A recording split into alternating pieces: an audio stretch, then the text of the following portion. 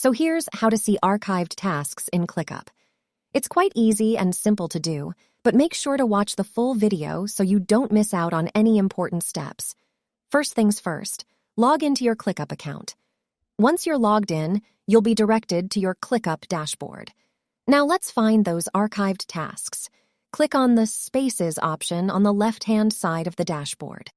Inside the space, you'll notice various lists and tasks. Now, to find the archived tasks, we need to access the List section. This will display a list of all your Clickup spaces. In the Spaces list, find the space where you suspect the archived tasks are located. Once you're in the list view, take a look at the different lists within this space. So, for example, these tasks are archived. Then know you need to go to the sidebar setting and click it, and we will find here a different option, and that is called Show Archived. Then click it, you will see all archived tasks. And there you have it. You've learned the simple method of viewing archived tasks in Clickup.